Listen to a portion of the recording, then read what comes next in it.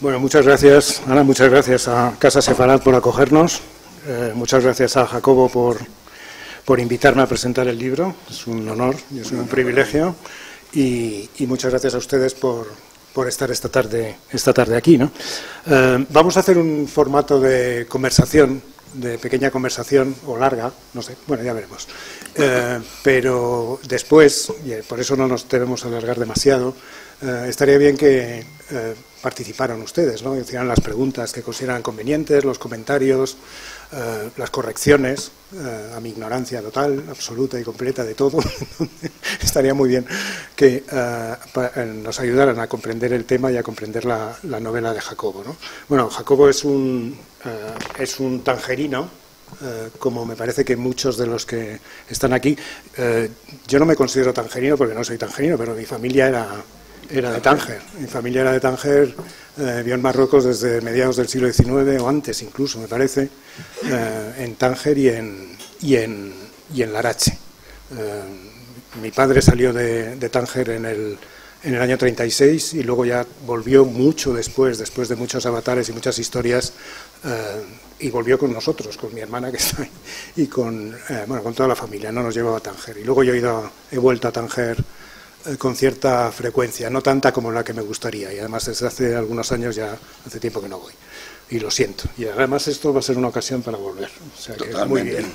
Bueno, entonces Jacobo es un tangerino que vivió mucho tiempo en Tánger. Bueno, hasta el 67. 67, pero bueno, son bastantes años, son unos cuantos años, la infancia y la juventud, que ahora hablaremos de ello, y después te viniste a Madrid. Estuviste en Madrid, estudiaste en Madrid, supongo. Estuve en Madrid, sí, en Estados Unidos. En Estados Unidos, Italia. Luego Estados Unidos, luego Italia. Como todos los tangerinos. Como todos los tangerinos, bueno, sí, es verdad. La verdad es que sí, tienes razón. Tienes razón, sí. Entonces, un periplo cosmopolita, complicado, largo, Estados Unidos, Italia.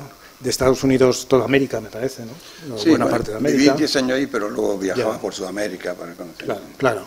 Después Italia, y luego ya la dedicación ya en Italia, y supongo que antes, ahora lo completas tú, pero bueno, para hacer una pequeña introducción. Sí. La dedicación a la industria audiovisual, ¿no? Y a las empresas de industria audiovisual, ¿no? Por lo que me dijiste era... claro, Italia en los años 80, que es cuando tú llegaste, sí, era muy interesante en eso, ¿no? Con el boom de las televisiones locales. Claro, con el boom de las televisiones en Madrid. Y luego volviste, ¿no? Volviste a España y te instalaste aquí y ya hiciste carrera siempre dentro de la industria audiovisual, ¿no? Ese es el periplo, ¿no? Y luego, al final no, como punto de partida nuevo, una novela. Eso es. Una novela, ni más ni menos, ¿eh? Ahora que soy jubilado tengo mucho tiempo libre. Bueno, ya, pero eso no importa, porque el tiempo cuando estás jubilado se te pasa muy rápido, y en otras cosas, no es tan automático, ¿no? Entonces, bueno, me gustaría un poco empezar por... Luego volvemos a tu vida, pero ¿cómo piensas en escribir una novela y cómo llegas al punto de escribir una novela? ¿Lo habías pensado antes? ¿Habías pensado en tu vida como una novela?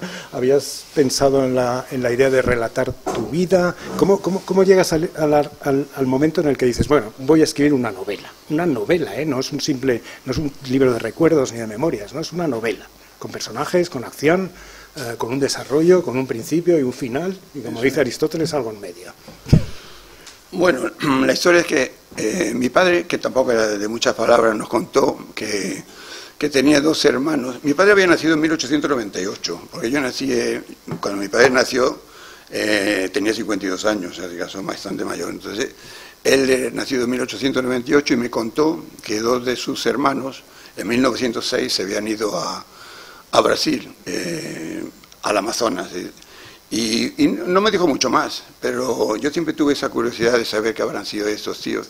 Y ahora con el tema del internet y todo eso, pues me fue fácil un poco trazar un poco lo que hicieron. Y pude contactar con familiares de cuarta generación, porque lo que fue mi tío y mis primos, todos esos ya habían fallecido, y la tercera generación también había fallecido, porque se casó mucho antes que mi padre. Total, que ellos me contaron un poco lo que habían hecho de esos dos hermanos. uno se había perdido prácticamente en el Amazonas, se había casado con una indígena y se había quedado por ahí, en un sitio llamado Coari.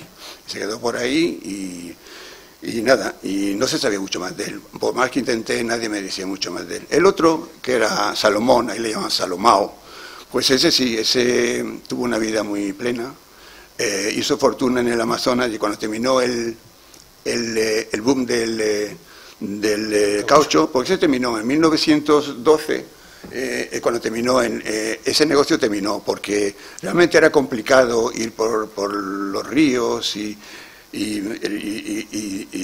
negociar con los indígenas y tal, además de peligroso. Entonces los ingleses lo que hicieron, llevaron la semilla del Levias brasileis, que es y lo plantaron en Indonesia y también en Malasia y en Indonesia. Entonces era mucho más fácil y mucho más barato, y lo que pasó que a partir de 1912 ese negocio, que era muy grande, se fue al garete. Y entonces, a partir de ahí, pues algunos tenían ya un dinero, se volvieron a sus raíces, pero muchos se quedaron por ahí, ya habían hecho su vida, tenían su familia y se quedaron por ahí.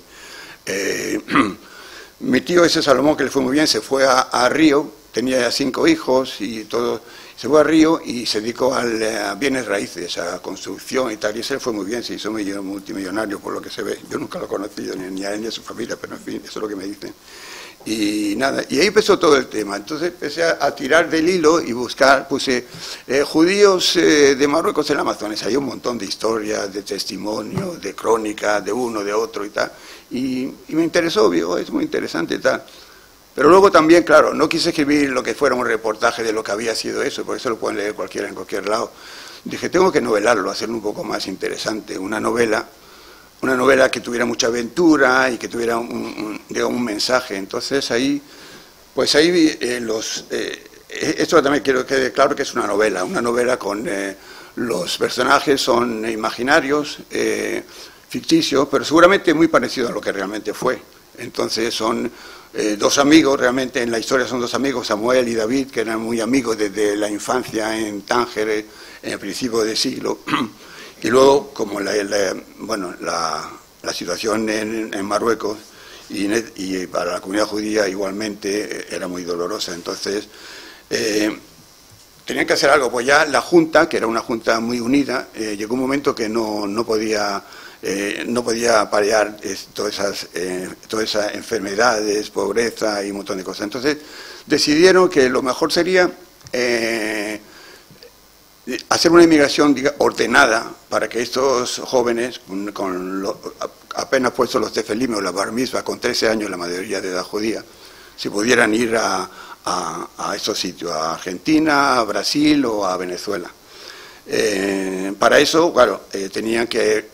Eso lo organizaba la Alianza Israelita, que es la AIU. Ellos organizaban esos temas.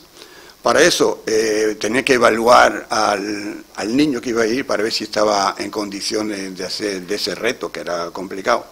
Y si se decían que estaba en condiciones, pues a partir de ahí pues tenía que esperar una carta de invitación de otro, digamos, de la misma comunidad judía, que a lo mejor había llegado ahí en 1890 o 70 y llevaban ahí 20 años, ya tienen su propio negocio que funcionaba. Entonces eso hacían la carta de invitación, que de hecho preferían tener un judío de Marruecos, que al fin y al cabo tenía las mismas raíces que ellos. Entonces lo llevaban a estos jóvenes, se encargaba de su manutención, de enseñarle el negocio, y eso es lo que hacían. Entonces, en esta historia, que eran 2 amigos, pues se van esos 2 amigos y tiene todo un montón de historias, de aventuras por ahí, por el Amazonas. Debo decir que ese tema no era para nada fácil, porque no solamente ir y comprar de los indígenas el caucho se hacía por el tema de trueque, o sea que el que tenía ya el almacén de hace tiempo, lo que hacía a estos jóvenes que llegaban, le enseñaban un poco cómo era ir por los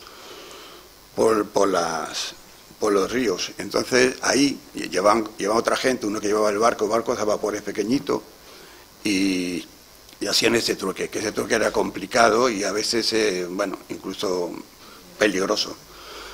Bueno, pues ese era el negocio. Cuando estos chicos llevaban, para trueque llevaban un montón de cosas que cambiaban, porque en esos sitios del Amazonas no había nada, entonces ahí le daban desde telas a cazuelas y hilos y un montón de cosas más, medicinas y tal. Lo cambiaban por el caucho y cuando tenían el almacén del barco lleno de caucho, pues se lo movían a su almacén, que a veces se quedaban 2 o 3 meses por ahí, por los ríos. Y cuando volvían, el dueño del almacén, cogía el caucho, ya tenía un precio establecido del kilo de caucho, de ahí quitaba el precio del material de trueque que le había dejado, más lo que era el barco llevar ahí con esto, y lo que sobraba el beneficio, el 50% para el almacén, 50% para el joven este. Claro, el almacén ganaba mucho porque no tenía un barco nada más, tenía muchos barcos que iban por ahí, entonces ganaba. Y así era ese negocio. Era un negocio bastante complicado. Como el episodio del que nace toda la historia, que es la crisis esta tan fuerte de la que hablas en Tánger, yo no lo conocía. ¿Puedes contarnos un poco qué es lo que es? Sí. La novela arranca, como acaba de explicar Jacobo, de una crisis económica y quizá algo más que económica de la comunidad judía, pero también de Tánger, ¿no? Sí, y Marruecos en general. Y en Marruecos en general, ¿no? Es un episodio poco conocido, ¿no? Sí, bueno, realmente yo leí en varios libros, eso a final del siglo ya XIX, a partir de 1870, pues llegó una pobreza extrema. Sobre todo había muchas enfermedades, epidemias, falta de todo, porque habían bombardeado el norte de Marruecos y había mucha hambre. Y realmente fue un tema bastante difícil. Ya te digo que normalmente la comunidad de Tánger siempre había sido la más rica, porque realmente como estaba en un sitio muy específico, ahí siempre hubo negocio, pero ya es que como eso sucedió en todo Marruecos, ya empezaban a llegar gente de todos sitios, judíos también, pero de Meknès, de Marrakech, de Fez, y llegó un momento que se inundó de indigentes prácticamente, y la Junta, por más que intentaba, digamos, paliar esto, ya era imposible, y es por lo que digo que al final tuvieron que tomar esta decisión. Pero sí, eso es un tema que está escrito en varias... Ya, los dos chicos se van a Brasil y se van muy jóvenes, ¿no? Tú lo acabas de decir, a los 13 sí, años. Los 13 años. 13 años es... hace falta ser valiente, ¿no? En aquellos tiempos yo creo que... Para salir a... Sí, no, hace falta ser valiente exacto. Para irse... Bueno, pero 13 años, incluso entonces, es una edad... Es verdad que ha pasado ya ciertas cosas, ya ha pasado una revisada, ya tiene empaque, ¿no? Y tiene categoría, pero vamos, 13 años, dejar atrás la familia, irse solos los dos, Samuel y David, como se van a otro país, y no a cualquier otro sitio, sino al Amazonas, o sea, al Amazonas, ¿eh? No estamos hablando de París o de Roma, sino al Amazonas. Es un viaje... ¿Qué es lo que, cómo ves tú esa salida tan valiente, tan clásica dentro del judaísmo, y al mismo tiempo un paso muy importante, muy fuerte y muy característico de muchos inmigrantes europeos? Por otra parte. Yo creo que lo hacían un poco para ayudar a sus familias. La verdad, las familias sefaradí pues estaban muy unidas, entonces pues la única salida que tenían era esa. Entonces había 3 sitios, pues, se podía ir a Argentina o a Venezuela o a Brasil. Brasil era el más complicado, pero también donde se ganaba más dinero, porque en aquellos tiempos le llamaba el oro blanco. El caucho estaba muy preciado. Ten en cuenta que la industria automovilística para los neumáticos y cada vez era como la bolsa, cada vez subía más. Entonces estos niños ganaban más. De hecho, los que se quedaban mucho tiempo y no le pasaba no le mataban, no pasaba algo, pues se hacían ricos la mayoría de ellos. Y era muy complicado, sí. ¿Cómo te has viajado a Brasil? Porque una de las cosas bonitas de la novela es no la precisión, pero la precisión con la que está descrito, ¿no? El ambiente amazónico, ¿no? ¿Has estado por allí? Yo estuve en Brasil como 3 veces, pero no en el Amazonas, estuve buceando cuando era joven. Vaya por Dios, qué señoritismo. Pero no, en el Amazonas no he ido. La verdad es una cosa que tengo pendiente. Sí. No, pero entonces la investigación ha sido a través de cosas de cuestión sí, de que me contaron, sí. Y también que leí muchas cosas, tengo muchos libros sobre el tema y ahí fui pues cogiendo cosas y que me interesaban. Sí. Pero te debo decir también un hincapié que no era simplemente ir por los ríos y hacer el trueque y ya está. Claro. Ahí habían compañías... Había compañías inglesas y portuguesas que realmente tenían esclavizado a los indios, porque los siningales, que es donde crece el caucho, como en ese tiempo no es que podías comprar un terreno, cogías y te apropiabas del terreno y ya está. Y lo que hacían estos indios que no tenían de nada, pues tú le dabas a crédito, le dabas un montón de cosas y con eso ya lo tenías como esclavo. Pero esclavo bueno, porque incluso los mataban a veces si no le daba la cantidad que ellos querían. Entonces era muy complicado. Y en los ríos grandes, por ejemplo el Amazonas, el Río Negro o Madeira, esos ríos muy grandes, pues estaban los barcos enormes de esas compañías que se iban por ahí y lo tenían, digamos, copado, todo eso era suyo. Y ahí tú no te podías ir a un sitio de esto porque ahí o te mataban. Entonces, pues los judíos, que eran muy inteligentes, lo que hacían, se metían por ríos pequeños, porque los ríos pequeños, los barcos esos grandes no podían entrar. Entonces ellos iban por los ríos pequeños y iban a siringales que a lo mejor a siringales que no habían ido otros, y entonces ahí compraban o hacían el trueque este. Pero a la vuelta, porque cuando tú pasas de los ríos pequeños al río grande, a la vuelta te estaban esperando barcos o bien bandidos o bien de las compañías grandes que lo cuentas muy bien. Te atracaban y te mataban. Entonces para eso tú lo que tenías que hacer es ir. Cuando llegaba casi al punto de entrar al Río Grande, esperaba que fuera la noche, apagaba las luces, iba despacio para que no te vieran y de ahí se dejaba. O sea que es un tema bastante complicado. Sí, bueno, hay una parte de la novela que es una novela de aventuras, muy entretenida de leer, por cierto, pero hay algo más que la aventura, ¿no? Hay la aventura de dos chicos muy jóvenes enfrentados a un mundo nuevo, ¿no? Es decir, es una novela de aprendizaje, de maduración, retratada con mucha finura, con mucha delicadeza, y es muy atractivo la forma en la que está contada. ¿Qué parte de... Tú saliste de Tánger a los 17 años, ¿no? Sí, ¿Qué parte de ti hay en David o en su compañero, su amigo Samuel? Sobre todo en David, que es el protagonista de verdad, ¿no? Bueno, conmigo no, él era mucho más echado para adelante que yo. No, pero hay algo, estoy seguro que hay la recreación de David no es, se nota que no es gratuita, hay una relación de afecto de cosas de amigos o de gente que a lo mejor era así y que... perdón. Y sí, pero no, nadie en particular, pero bueno, sí, he cogido a lo mejor rasgos de gente que a lo mejor conocí o sin darme cuenta, a lo mejor alguien, pero sí, no es nadie en concreto. Ya.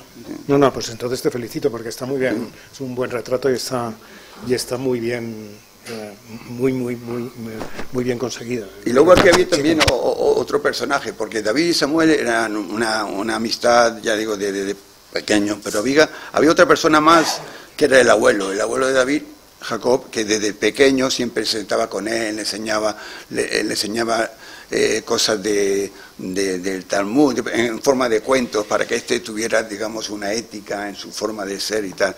Y eso le sirvió mucho porque cuando estaba por la Amazonia, a veces a punto de dejarlo porque ya no podía más, se acordaba de alguna frase de su abuelo y eso le daba como esa fuerza para seguir adelante, y eso es un poco esa amistad también.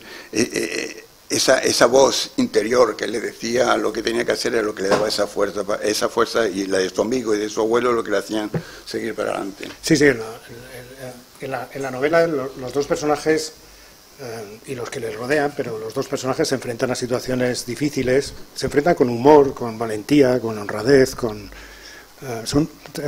acabas queriéndolo, ¿no? Sí. Pero aparte de la aventura, aparte del aprendizaje, lo que nos lleva también a los dos personajes, a David y a su amigo Samuel, es una moral, ¿no? Unos principios muy fuertes, ¿no? Sí. Muy sólidos. Acabas de hablar del abuelo, Jacob, ¿no? Que Jacob, es un personaje muy bonito, sí. Con el que el chico tiene una relación muy particular y cuando vuelve a Tánger la reanudará, y luego la muerte del abuelo provocará toda una reflexión acerca de sí mismo muy interesante, pero trasladan al Amazonas algo previo, ¿no? Que es una vida moral y muy densa, y la aplican y salen victoriosos no solo gracias al esfuerzo individual, sino gracias a eso que nos lleva, ¿no? Eso es muy bonito, ¿no? Sí, eso era porque tener en cuenta que en aquellos tiempos, pues, la comunidad de Marruecos estaba muy junta, todos hacían más o menos lo mismo. Entonces, cuando iban ahí, pues trasladaron un poco su forma de ser, su forma de hacer. De hecho, ¿te acuerdas que contaba ahí que, por ejemplo, cuando estaban en Manaos había pocos judíos y ellos, como habían los Shabbat se encontraban en casa cada vez de un amigo y ahí celebraban y ahí se ponían contentos porque cantaban esas canciones que habían cantado sus abuelos, sus padres y eso es lo que daba también esa fuerza y estaban deseando que llegara un día como este para pasarlo juntos. Sí, en tiempos tan cínicos como los que vivimos el tono de la novela es muy raro. El tono de la novela de Jacobo es muy raro porque es muy interesante porque hay una cierta inocencia, ¿no? Incluso, ¿no? Es decir, hay una voluntad de apartar todo lo que en nuestro mundo se nos insiste en que es mezquino, ¿no? Todas las segundas vueltas, las malas intenciones, las segundas intenciones, las cuartas intenciones. Y en el libro de Jacobo se ve muy bien cómo una vida puede responder de verdad a un proyecto ético, moral, consistente, ¿no? Y ese proyecto, eso me ha gustado muchísimo, la novela. Está muy conseguido. La verdad es que es una de los elementos que permiten recomendar la novela, ¿no? Sin ningún tipo de reparo, ¿no? Esa consideración muy sencilla y al mismo tiempo extraordinariamente complicada en los tiempos en los que vivimos de una vida buena, en el sentido profundo, ¿no? de la palabra, una vida buena. Claro, ahí entramos en uno de los elementos, tú lo has aludido ya, ¿no? Y lo hemos aludido ya varias veces, pero tú sobre todo has hecho alusión, es el asunto del judaísmo, ¿no? Yeah. La novela es un bueno, sabes que Leo Strauss, el gran filósofo judío que tuvo que emigrar a Estados Unidos, pronunció una conferencia que decía, le preguntaban, ¿no? El título de la conferencia se lo dieron hecho es ¿por qué seguimos siendo judíos? Y la respuesta de Leo Strauss, que es más profunda de lo que parece y más seria, es porque no podemos dejar de serlo. Totalmente. Porque no podemos ser otra cosa. Pero en tu novela hay otras cosas, es decir, hay un elogio y una voluntad consciente y muy fina, ¿no? de comprender y hacer y transmitir, ¿no? Y hacer entender al lector las características profundas del judaísmo, más allá del folclore, que por cierto también las costumbres, ¿no? Que también están muy bien tratadas, ¿no? ¿Tú cómo ves este asunto? Sí, quizás es todo un poco demasiado nice, demasiado bien lo que yo hago, pero es que yo también quiero mandar ese mensaje, que en aquellos tiempos, como digamos, era todo más pequeño y estaban todos más juntos, y yo creo que tenía más fe y también era un poco más naif, la gente era más inocente, o sea que se ayudaban unos a otros, y eso era un poco lo que yo de alguna forma intenté transmitir, cómo en aquellos tiempos realmente estaban tan unidos esa gente. Es verdad que ahora mismo seguramente no están así, porque ya ha pasado muchos años, pero en el fondo también es demasiado bonito la forma que lo pongo en algunas veces. No, para nada, no. No, absoluto. Bueno, es muy bonito, pero no es demasiado bonito. Bueno, pues me alegro. No, es muy bonito, pero no es demasiado bonito, ¿no? Porque no es cursi y tampoco es kitsch. No, hay una elegancia y hay una viveza, ¿no? En la representación de una microsociedad, ¿no? En la cual los valores están, ciertos valores, ciertos principios éticos están fundamentados además en una religión, es decir, no es ninguna broma, ¿no? En una religión y en la voluntad de mantener unas costumbres, ¿no? Cuando los chicos se van al Amazonas, no solo quieren vivir su vida, ¿no? Sino que quieren vivir su vida desde lo que han aprendido, ¿no? Totalmente. Y eso me parece muy interesante, la verdad, Jacobo. Gracias, muchas gracias. Y también otro punto es que los otros que le recibían los dueños del almacén, al ver que ellos también eran de su misma ciudad o que se conocían a los familiares de esto, pues también se portaban muy bien con ellos. Eran como padres, aparte de enseñarles el negocio, les enseñaban y no los timaban, porque si trabajaba para otro que no fuera, a lo mejor te timaban y era muy complicado. Entonces trabajaban con esa gente que al fin y al cabo te ayudaban a que tú también subieras para adelante y al fin y al cabo era esa relación tan estrecha. Claro, hay hay un personaje y otros varios, ¿no? En este asunto. Está el abuelo, Jacob, que para el chico es la referencia fundamental, ¿no? Una referencia fundamental. Establece una relación que les deja a ustedes descubrir, ¿no? Pero que es muy bonita, del chico con su abuelo, cuál es la relación que tienen, y ahí se ve como una relación familiar estable, profunda, considerada y respetuosa, ¿no? Puede llegar a transmitir algo muy esencial, ¿no? Entonces está el abuelo, y luego también en la relación luego amorosa del chico con su novia, ¿no? Que en la cual el abuelo tiene una intervención muy bonita, ¿no? Sí. Y luego están los otros personajes a los que tú has hecho alusión, es decir, que los comerciantes judíos de Manaos, ¿no? Y luego de Río de Janeiro, ¿no? Entonces hay una consideración acerca del judaísmo que a mí me parece importante, ¿no? Sobre todo en los tiempos que corren, pero vamos, siempre, en cualquier caso, ¿no? Sí. ¿Es algo consciente? Sí, bueno, es un poco también, pensando como la gente era antes, pues yo sé que ahora mismo dentro de los judíos tampoco están así ahora, pero digo que eso yo creo que marcaba un poco, te voy a contar una cosa, yo cuando era muy pequeño, en mi casa, yo digo que mi padre es muy mayor, pues yo tenía una tía que era más mayor todavía que mi padre y era una tía solterona que vivía con nosotros y ya hablaba jaquetía nada más. Y entonces nadie le hacía mucho caso y yo me acuerdo que yo siempre me decía, ven Jacobito, ven aquí. Yo me sentaba en la cama de ella y me ponía a contar las historias hasta me quedaba dormido. Historias de Brasil, de esto, de lo otro. Y a lo mejor, sin darme cuenta, pues a lo mejor ella me ha metido en la cabeza todo cómo era la gente, cómo no sé qué, cómo era su hermano, cómo era el otro, me contaba unas historias. Claro, bueno, es que una de las características del judaísmo es la transmisión de principios morales y de reflexiones filosóficas muy profundas y muy complicadas a través de historias. Sí. Y no a través de una reflexión abstracta, ¿no? Como en el lado griego y occidental, ¿no? Y tú perteneces a esa tradición. Total. Sí, total. Eso es muy vamos, a mí es de las cosas que más me gustó del libro y creo que vale la pena leerlo por eso, ¿no? Luego, si la comunidad en la que se desarrolla es la comunidad tangerina, ¿no?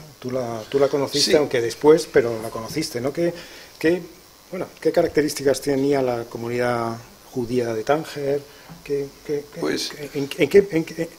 ¿Cómo se organizaba, ¿no? En Tánger había varias comunidades judías. Había una que era de Soco Chico, o de la Fuente Nueva, que eran los que eran muy religiosos y a lo mejor más humildes, pero eran más religiosos. Estaban los del Boulevard, que nuestra familia era también de ahí, que éramos menos religiosos y que éramos religiosos, éramos tradicionales, pero menos religiosos. Y de hecho, pues a veces había un problema. Los de estos de la Fuente Nueva no les gustaba a los del Boulevard, pues estos ya no son ni judíos ni son nada, no hacen nada. Y los de Boulevard tampoco, que a lo mejor que tuviese una novia de ahí de la Fuente Nueva, pues decían, no, estos son, o sea, que no se llevaban bien. Eso era así en su tiempo. Y luego con el tiempo, bueno, ya eso cuando fuimos un poco más mayores, pues ya cuando vas al colegio en el liceo, éramos todos iguales, da igual donde fueras y no fueras. Y sí. Yo me acuerdo que mi padre me decía, no bajes al Soco Chico, no bajes, que es peligroso y tal. El Soco Chico sale mucho en la novela. Sí, el Soco Chico, ¿qué recuerdos tienes tú del Soco Chico? El Soco Chico me acuerdo que yo iba con los amigos en los años 60 y tantos, que venían muchos americanos a Tánger, el tiempo de los hippies y eso, pues íbamos al Café Central, nos sentábamos por ahí y nos dimos de vuelta por la casba y todo eso así, pero bueno, siempre que mi padre no lo supiera, mi padre siempre me castigaba. Pero era mucho más animado por ahí esos tiempos, sí. Sí. No, Tánger era muy pintoresco todo eso, sí. Sobre todo en los años 60. Los años 60, bueno, sí. Claro, pero eso es por la llegada de gente. Sí, sí. Claro, no, Tánger tenía ese otro lado, ¿no? Sí, sí. De hecho, cuando a los 67 me vine a Madrid, me parecía Madrid totalmente... provinciana, totalmente, claro. Provinciana, total. Claro, sí. claro. Tu salida de Tánger a Madrid tiene poco que ver con la salida de David y Samuel al Amazonas, ¿no? No tiene nada que ver. No. Es decir, no hay una ruptura total, radical, ni nada parecido, ¿no? No, yo le voy a decir, que eso lo quiero decir, que mi padre, como había dicho, nació en 1898 y mi abuelo, que no lo conocí, nació antes, y yo hasta 3 generaciones anteriores, tengo familia de Tánger desde 1792. Entonces, digamos, yo soy un tangerino de pura cepa que llevo con mucho orgullo, como la mayoría de los tangerinos que nos llevamos. Entonces, realmente es una cosa que para los tangerinos es bastante... Claro. ¿Sigues teniendo familia allí o ya no queda nadie? No, ya no queda nadie. Sí, la mía tampoco. Pero la mía antes, en la independencia, la mía fue cuando... Cuando se murió mi padre ya se hizo todo el tema. Ya.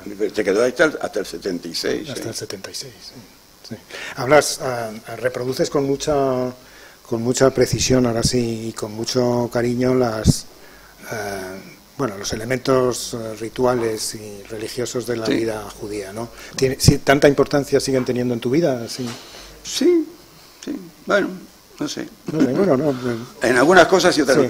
De hecho, también debo decir que hay un glosario al final. Sí, es verdad. Sí, hay un glosario con las palabras que son palabras de sefaradita o de la religión que a lo mejor no se entiende. Entonces, al final hay un glosario por abecedario, entonces es fácil de buscar las palabras que no entiende uno. Y de hecho, un amigo mío que lo leyó, que no era judío para nada, y me dijo, oye, me encantó este libro, porque ahí me he enterado muchas cosas del judaísmo de los sefaradistas que antes no sabía, porque aquí, como habla de tantas cosas, digo, porque aquí habla de muchísimas cosas, de cómo era una bar mitzvah, cómo era una boda, cómo era un funeral, de todas esas cosas.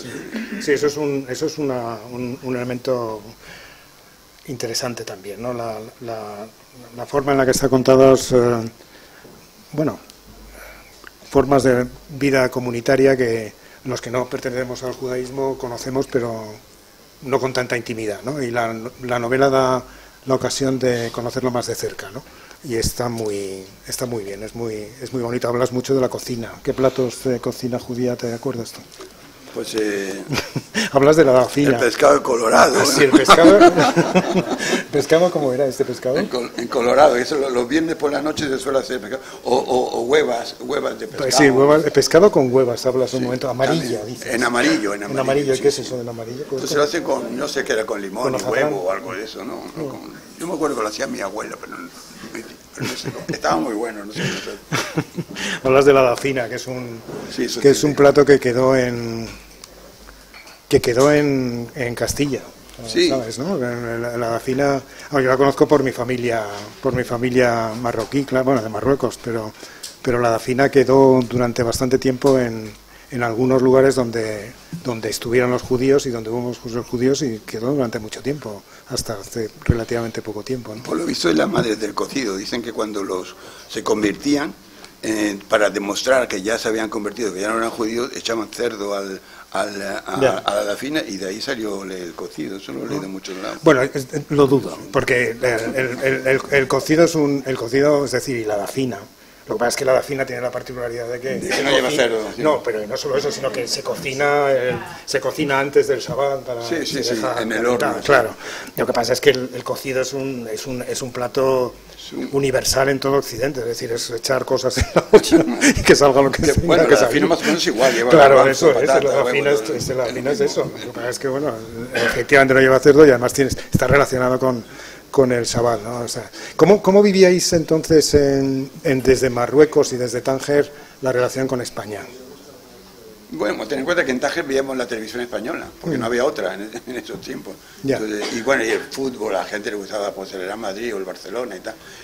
Tánger, estar tan cerca de España, estaba bastante españolizada. Y Francia también porque íbamos al liceo francés, entonces había una mezcla. En Tánger casi todos, como mínimo, hablaban francés y español. Claro. ¿Sí? Entonces, pero sí, España estaba tan cerca que realmente sabíamos todo lo que pasaba aquí en España. Y con las comunidades judías más tradicionales de Marruecos, en alguna ocasión evocas la presencia de la jaquetía, ¿no? Sí. ¿Existía esa presencia de tradiciones tan antiguas en tu mundo, en el mundo en el que tú vivías? Sí, ya te dije que mi tía, la que vivía en mi casa, hablaba solamente jaquetía. La gente sí hablaba jaquetía. Sí, yo la entendía, porque más o menos como español nativo. Jaquetía es como una mezcla de español, de portugués, de marroquí y palabras hebreo también. Entonces, pues sí, eso es lo que hablamos. Ahora ya se está perdiendo, de hecho algunos lo quieren recuperar, porque se ha perdido. Simplemente es como los judíos cuando salieron de España, pues fueron al norte de Marruecos y también a la parte de Turquía. En Turquía también existía lo que llaman el ladino, que es muy parecido a la jaquetía, pero no lleva el árabe nuestro. A ver, nos callamos al fondo, tenemos que seguir con nuestra conferencia. Yo soy profesor durante muchos años, no me importa nada decir a los niños que se callen. Bueno, entonces decirlo y ya está. ¿Bien? Vale. Sí, estábamos con las comunidades tradicionales. Del jaquetía. Sí. Bueno, aquí en Casa Sefarada han hablado y hay gente muy relacionada con el estudio y la recuperación. La recuperación no sé, pero por lo menos el estudio de la jaquetía, ¿no? Sí, hay muchos documentos en jaquetía y había gente que, como un tal Soli Levi, que también hablaba mucho de jaquetía. Había mucha gente que intentó recuperar el jaquetía, pero bueno, ya se ha perdido. Claro. Incluso en aquellos tiempos quedaba un poco... Sí, quedaba hasta mal, porque era como paleto. Como popular, ¿no? Paleto, ¿no? Sí, pero bueno, sí, es verdad. Todos los judíos de Tánger lo dicen, ¿no? Porque yo siempre les pregunto sobre esto y siempre encuentro la misma respuesta, pero creo que la presencia es muy importante, ¿no? Sí, ahora que se ha perdido, entonces intenta, oye, sí, esa palabra y tal, pero nosotros no lo hablamos. Sí, muy bien. Bueno, ¿y qué tienes pensado seguir adelante con tu carrera literaria? Ahora que estoy jubilado, pero no lo sé, yo con este ya me costó bastante hacerlo.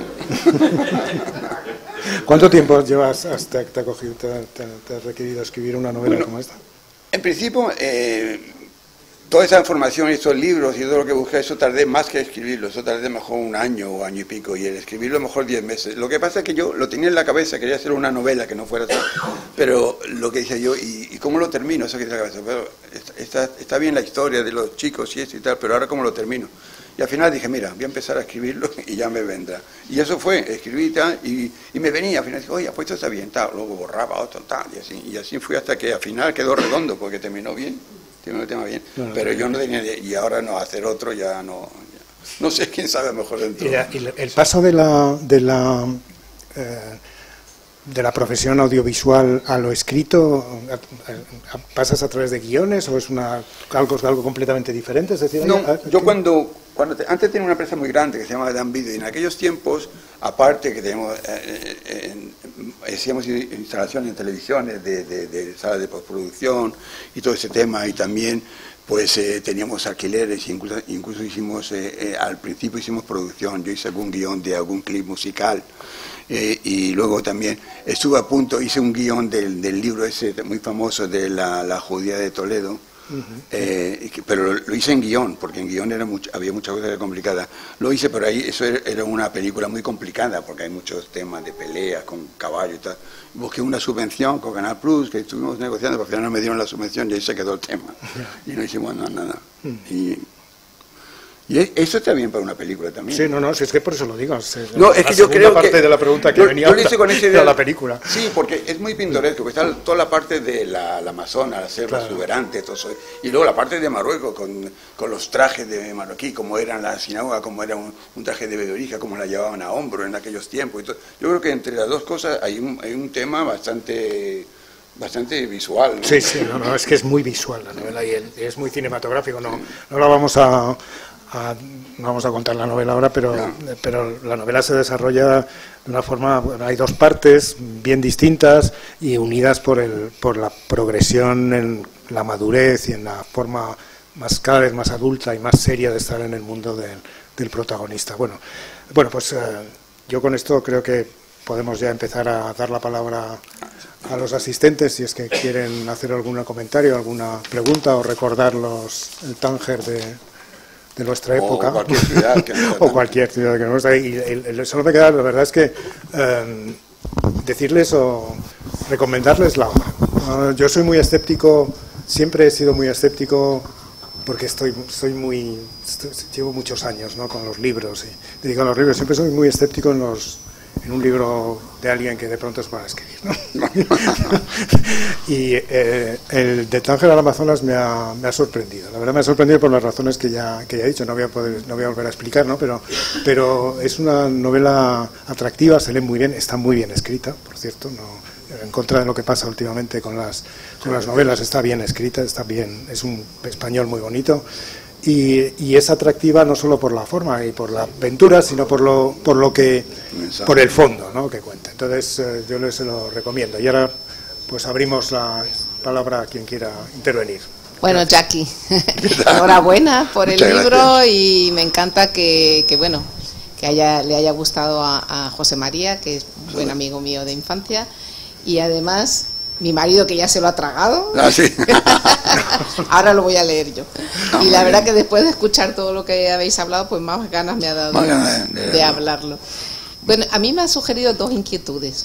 Una, de todo lo que has averiguado del judaísmo y de lo que ellos llevaban y de lo que trataron de mantener, digamos, los principios morales. Hoy en día, en Brasil, donde estuvo por lo menos el David, tus tíos, bueno, el que se perdió en Amazonas supongo que no, pero el otro de alguna manera quedó una huella de lo que es ser tangerino, consiguió transmitir esos valores. Hay una comunidad judía allí que de verdad siga un poco como por ejemplo pues en Venezuela o en Madrid, que ahí sí se siente muchísimo. Sí. Yo no sé si allí... Y la otra inquietud, perdona, digo las dos preguntas de una vez. La otra inquietud, que cuando hablasteis del Zoco Chico y la Fuente Nueva y los del Boulevard, yo que también estuve en Tánger hasta los 5 años, no conocí esa pero sí me lo cuentan, ¿no?, de que había dos tipos de tangerinos, ¿no?, como los que eran como más snob, por decirlo, y que eran más modernos. Me imagino que por toda la cantidad, porque mi abuela siempre decía, es que Tánger es internacional. Entonces, claro, con eso de que es internacional, me imagino que venía mucha gente, sí. y eso daba que la gente que vivía de ese lado, que era menos religiosa, por eso mismo, porque tenían un contacto con el mundo más moderno, ¿no? Bueno, quizás la comunidad que hoy en día, aunque existe en Belén y en Manaus, en el Amazonas todavía hay sinagogas, pero son comunidades relativamente pequeñas, no se puede comparar con la de Caracas, de Hebraica y todo eso, aunque hay mucho menos ahora todavía, son muchísimos más. Ahí son comunidades pequeñas. Pues sí, mi tío que ya murió hace mucho tiempo, su familia, que siguen por ahí, por Río y algunos por el Amazonas, ellos siguen con la religión y porque me escriben, ahora que ya tengo contacto con ellos, me mandan pues para Pesaj, pues me mandan como felicitaciones y tal.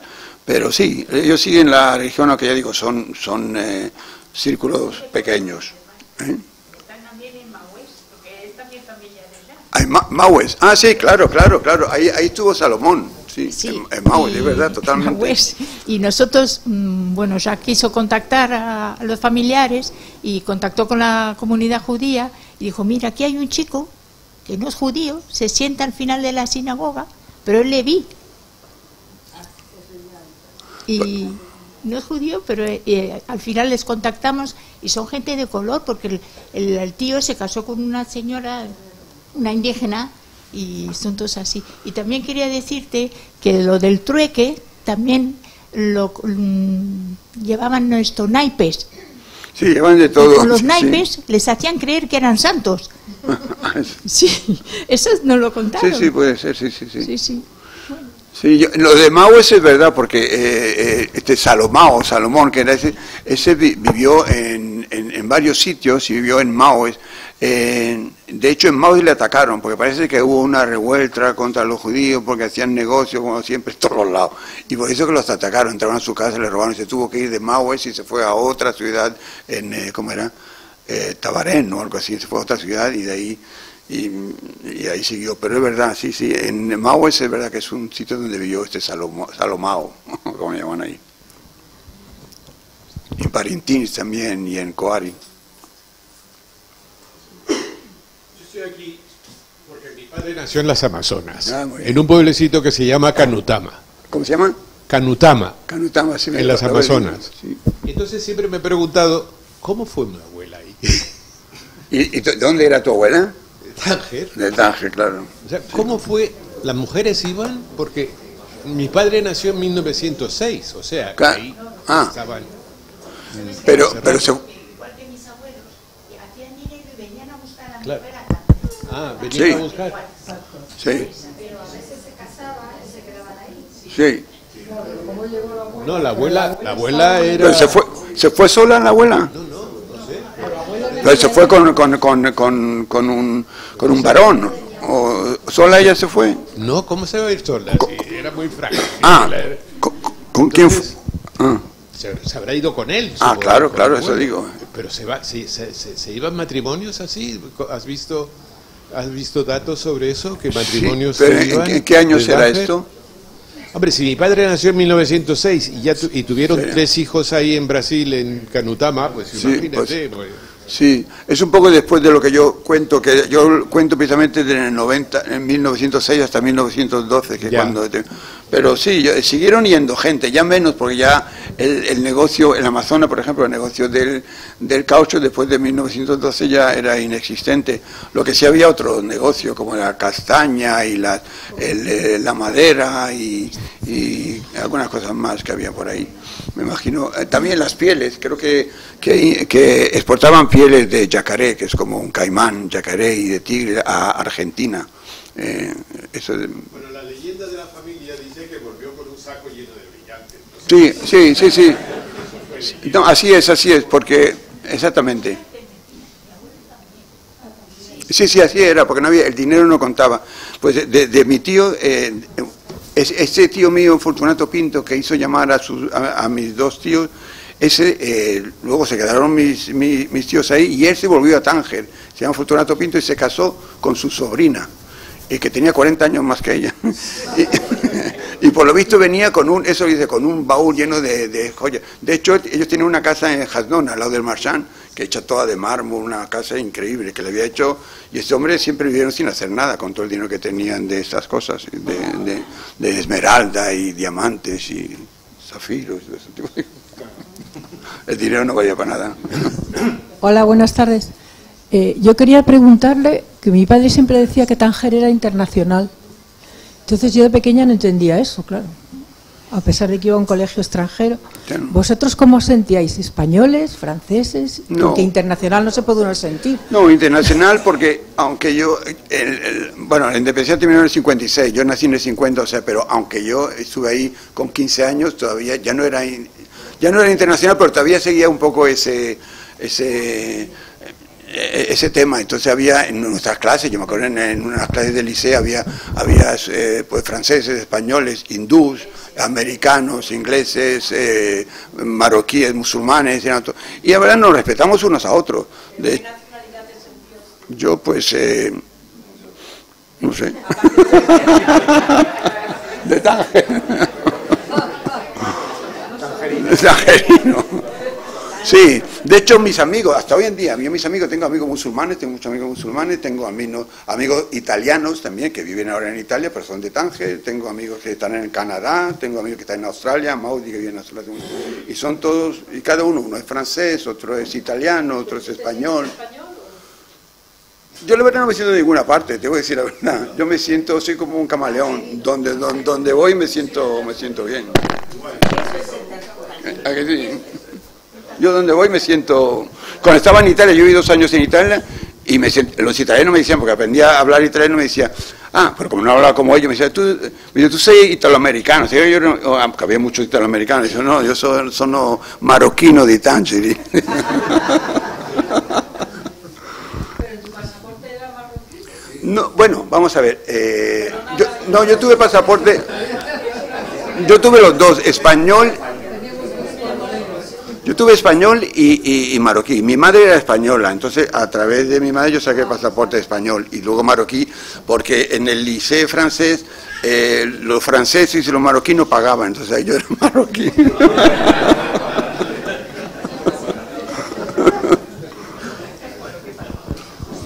Hola, Jacobo.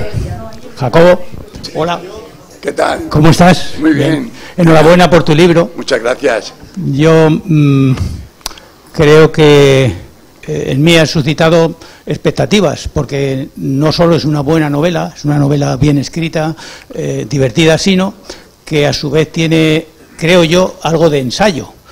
Habla de la vida de los judíos, habla de sus costumbres, habla de esa comunidad tan envidiable, tengo que decirlo desde el punto de vista español, tan envidiable que supone la comunidad judía.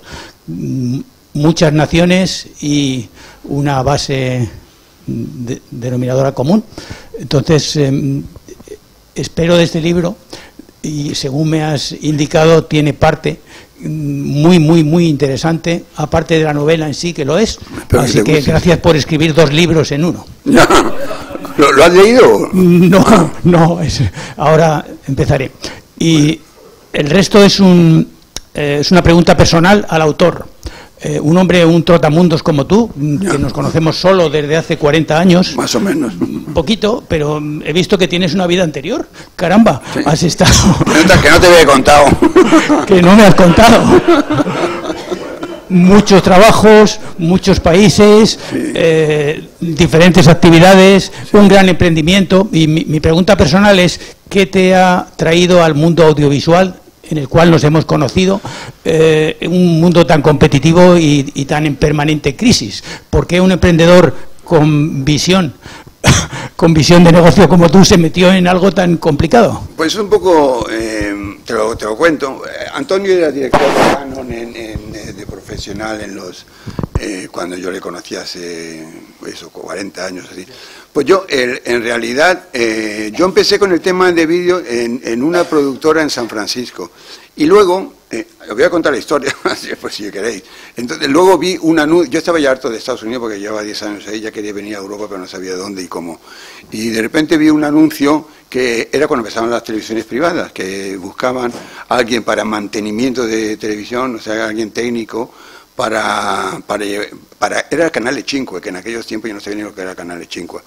Entonces y tenía que saber inglés y italiano. Entonces yo fui hice la application y tal, y el hombre me dice, ¿tú hablas italiano? Sí, yo como hablo español, si me hablan italiano pues le voy a entender. Así, y me dieron el trabajo. Entonces me fui ahí, que estaba ahí, en ese tiempo estaba Valerio Lazarov, que había estado en España ya antes, pero ahí estaba en el Canale 5. Y estuve con él un par de años.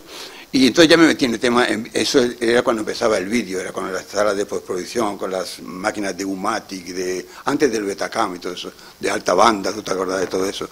Y entonces, bueno, pues estuve 2 años y luego dije, bueno, o me vuelvo a Estados Unidos, pero como mi familia venía en Madrid, vivía en Madrid, no en Málaga, vivía en España, dijo, mira, voy a España a ver qué tal me va.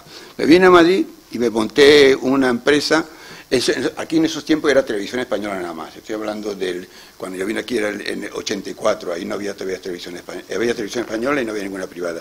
Entonces como yo empecé con una empresa que bueno, pues damos servicios a las productoras y todo este tema, y de repente un año después empezaron las televisiones locales aquí, entonces eso pues fue como un boom, entonces ya me metí en ese tema, y ahí cuando conocí a Antonio, y de ahí, bueno, tuve una empresa bastante grande de aquellos tiempos. Hasta que lo dejé ya. Hola.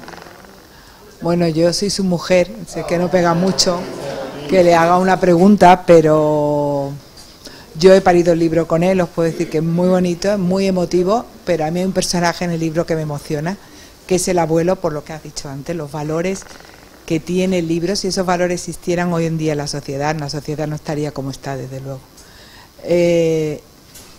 ¿Quién crees en tu vida? ¿Has tenido algún Jacob que...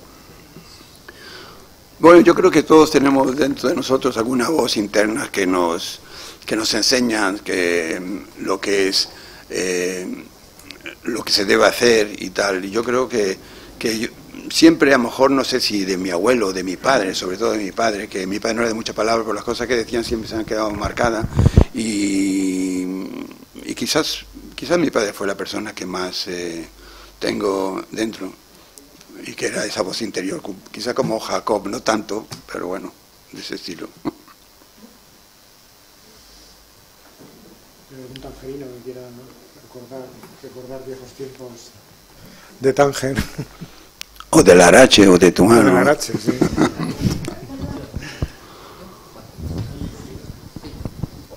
Hola, buenas, Jacob, ¿qué tal? Muy bien. Yo sí he tenido el gusto de leer el libro. Ah, pero no te había reconocido. Y bueno, aunque viví poco en Marruecos, yo personalmente nací en Casablanca, pero mi madre se crió en Tánger toda la vida.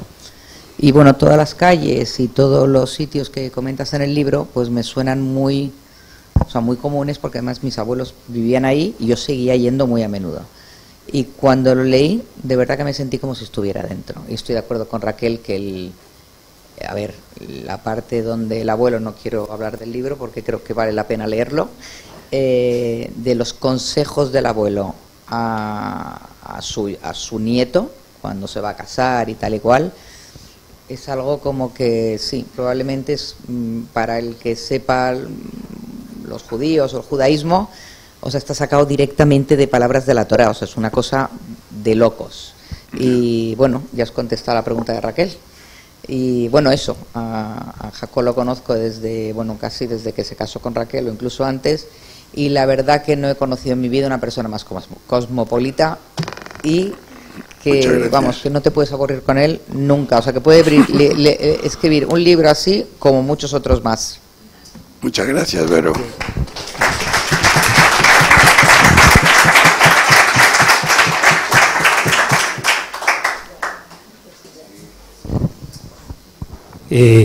Jacob. Hola, hombre. Hola. ¿Qué tal? Yo también me leí el libro y la verdad... ¿Lo terminaste? Cuando vi la figura de Jacob, me pregunté, porque es casi Pirkei Avot lo que dice. Me pregunté si había alguna relación. Lo que sí, con tu background audiovisual, yo creo que una serie Netflix tendría mucho éxito. Ojalá. Tu boca en los cielos, como dicen en Argentina. Sí, es un libro en el que se nota un concepto visual de la narración, ¿no? Sí, eso es muy interesante y no es difícil trasladarlo. Lo que pasa es que, claro, es muy costoso. Aunque, bueno, ahora con la inteligencia artificial puedes reproducir el Amazonas en cualquier sitio. Pero bueno. Sí, ¿alguna comentario más? Bueno, pues entonces... muchísimas gracias por venir y enhorabuena a Jacob por un libro excelente.